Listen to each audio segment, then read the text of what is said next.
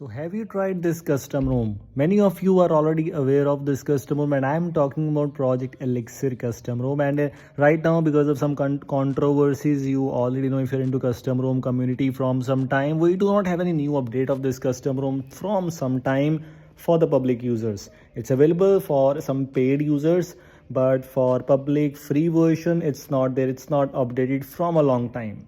We have this kind of lock screen available, and even right now with the latest update of many custom ROMs, this kind of lock screen is not so common. I'm talking about Project Elixir version Android 14 based, which is version 4.2. It's available freely for some of the devices, the old version I'm talking about. So if you want to give it a try, you can. The default launcher is Pixel Launcher, which was expected. It was actually one of the most interesting custom ROMs in the terms of UI.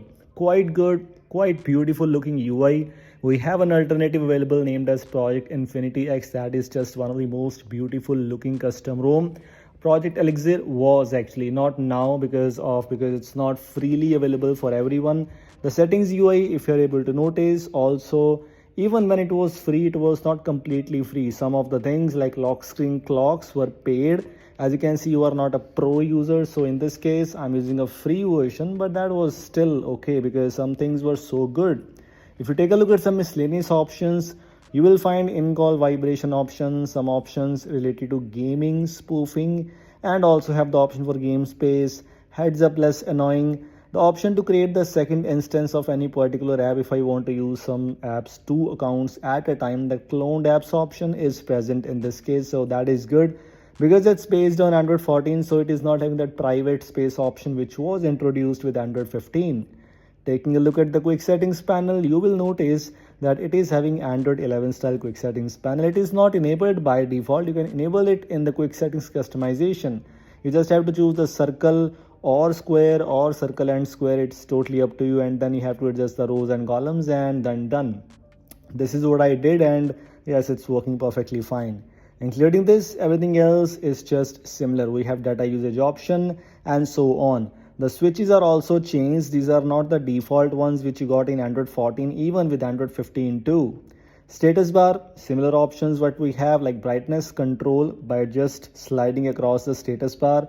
Notification count, some options related to battery icons. For example, if you want to choose a custom battery icon, the different sort of battery icons are available. In this case, I'm using iOS 16 style. We also have the island notification option present.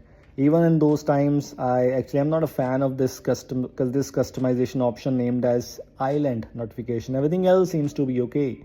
Some theming options include, we have black theme, clear, espresso, and so on. So if we want to use some of these themes, you can. We also have the option for custom icon packs and icon shape and so on. All these options are kind of really okay and quite common and available even right now in many custom ROMs. So nothing unique to talk about in this case, but in the terms of UI, Project Elixir still, if you talk about the old version, is still one of the good looking custom ROMs out there. One thing if you're looking forward to is regarding play integrity. It was expected that play integrity will not be fine. Although because I have installed Magisk and I'm not using any kind of play integrity fix in this case, that is why it is not showing anything. But if you're looking forward to circle to search, at least in my case, circle to search is not working at all. Because some of the older versions, older custom ROMs which are just so good, you just have to miss that option named as circle to search. But if you don't use it much, then it's completely okay for you. I tried installing Magisk, the latest version of Magisk, which is 29, while making this video.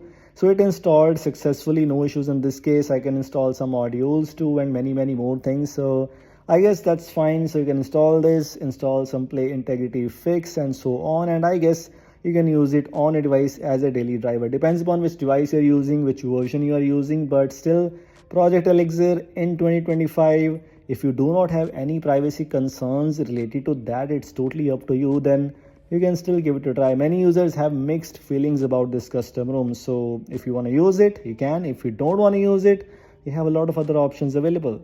This is it. Thanks for watching. Hope you like this video. Make sure to drop a like, and if you're new here, don't forget to subscribe the channel. Thanks for watching.